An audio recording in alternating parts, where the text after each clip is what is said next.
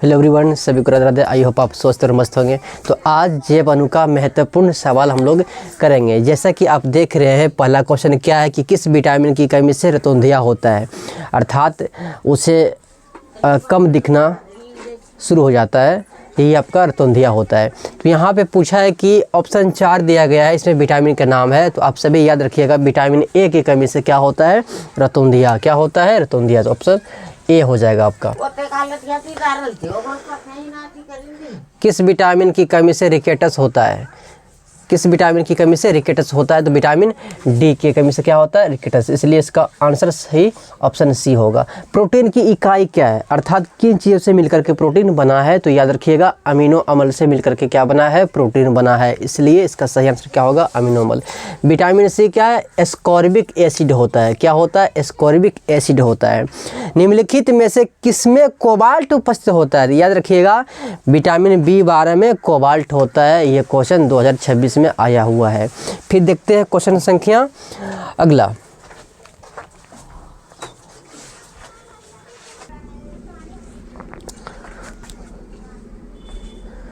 तो आइए देखते हैं नेक्स्ट क्वेश्चन क्या है कि स्टार्च के जल अपघटन में निम्न में से किस एंजाइम का उपयोग होता है? जब स्टार्च को आप जल अपघटन करेंगे तो उसमें एक एंजाइम की आवश्यकता पड़ेगी जिसका नाम है डायस्टेज। क्या नाम है? डायस्टेज।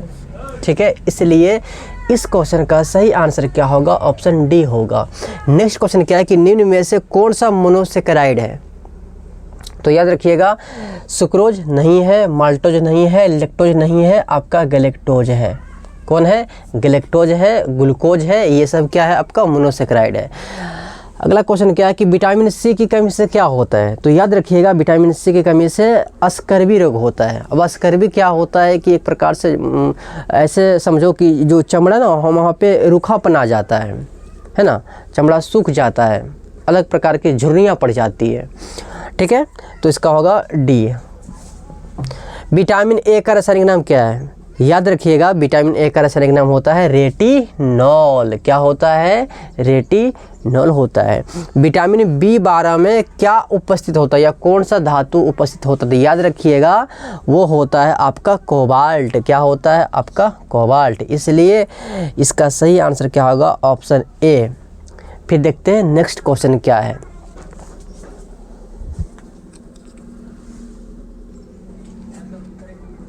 तो देखते हैं नेक्स्ट क्वेश्चन क्या है। फिर क्वेश्चन बोल रहा है क्या कि पायरिडॉक्सिन को किस नाम से भी जाना जाता है? पायरिडॉक्सिन किस नाम से भी जाना जाता है? तो याद रखिएगा, विटामिन B6 को ही बोला जाता है पायरिडॉक्सिन। क्या बोला जाता है? पायरिडॉक्सिन। तो विटामिन B6 कहाँ है? ऑप्शन बी में है।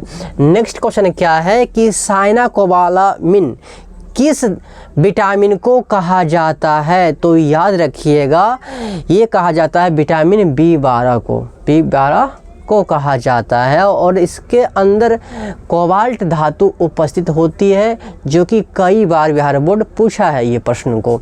तो ऑप्शन नंबर डी होगा इसका आंसर।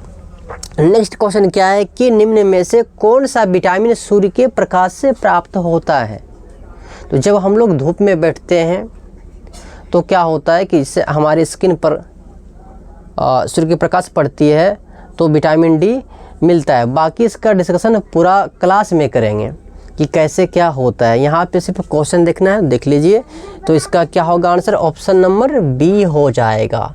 नेक्स्ट क्वेश्चन क्या कि कौन सा विटामिन जल में घुलनशील? आपको बताए थे कि विटामिन को वर्गीकृत किया गया, जल में घुलनशील और वसा में घुलनशील। तो कौन सा विटामिन जल में घुलनशील है?